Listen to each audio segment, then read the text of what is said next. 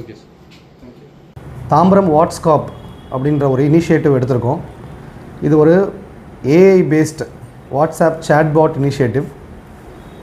இந்த இனிஷியேட்டிவில் ஒரு cellphone number 9344222100 இந்த நம்பரை வந்து பொதுமக்கள் அவங்களுடைய செல்ஃபோனில் சேவ் பண்ணிக்கலாம். சேவ் பண்ணிவிட்டு இந்த நம்பருக்கு மெசேஜ் அனுப்பலாம், அப்படி இல்லைனா வாய்ஸ் மெசேஜ் அனுப்பலாம். அனுப்பும்பொழுது இதன் மூலியமாக பல்வேறு வகையான போலீஸ் சர்வீசஸ், காவல்துறை சர்வீசஸ் வந்து நம்ம வந்து இதில் ஆஃபர் பண்ணுறோம்.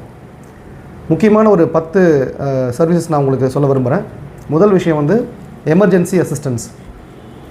பொதுமக்கள் ஏதாவது ஒரு பிரச்சனையில் இருக்காங்க, ஒரு இடையூறில் இருக்காங்க, ஒரு ப்ராப்ளம் இருக்குன்ற பொழுது அவங்க இந்த நம்பருக்கு நான் ஒரு எமர்ஜென்சி SOS பட்டன் அமுத்துனாங்கன்னா இமீடியட்டாக போலீஸ் அவங்கள வந்து ரீச் பண்ணுவாங்க. அவங்க இருக்க இடத்துல அவங்களுடைய லொக்கேஷன் ஷேர் பண்ணும்போது போலீஸ் அவங்கள இடத்துல ரீச் பண்ணி அவங்களுக்கு எந்த பிரச்சனை இருந்தாலும் சால்வ் பண்ணுறதுக்கு அசிஸ்ட் பண்ணுவாங்க.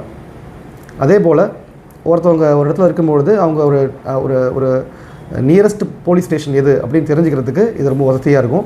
ஸோ நியரஸ்ட் போலீஸ் ஸ்டேஷன் ஆப்ஷனும் இதில் இருக்குது. அதே போல் பெண்கள் பாதுகாப்பு சம்மந்தமாக நம்ம அதில் புதுசாக ஒரு இனிஷியேட்டிவ் கொண்டு வந்திருக்கோம். அது வந்து ட்ராக் மை ஜேர்னின்ற ஒரு ஆப்ஷன்.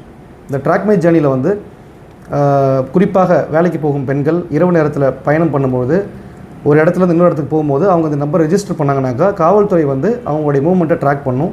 அவங்க போய் சேர வேண்டிய இடத்துக்கு போய் சேராமல் இருந்தாலோ இல்லைனா வேறு எங்கேயாவது டிவேட் ஆனாலோ இல்லை டிலே ஆனாலோ இமீடியட்டாக காவல்துறை வந்து அவங்கள ரீச் அவுட் பண்ணி அவங்க ஏதாவது ப்ராப்ளம் இருந்தால் அவங்களுக்கு வந்து ஹெல்ப் பண்ணுவாங்க. அது மட்டும் இல்லை, இதில் வந்து லாக்டு ஹவுஸ்னு ஒரு ஆப்ஷன் கொண்டு வந்திருக்கோம்.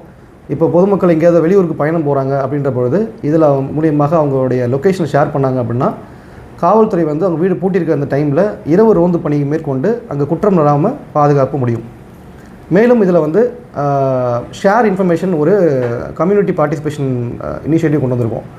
அதாவது குறிப்பாக போதைப்பொருள், இல்லீகல் ஆக்டிவிட்டீஸ், சஸ்பீஷியஸ் ஆக்டிவிட்டீஸ் இந்த மாதிரி ஏதாவது பொதுமக்களுக்கு போலீஸுக்கு தெரிய வைக்கணும்னு ஆசைப்பட்டாங்கன்னா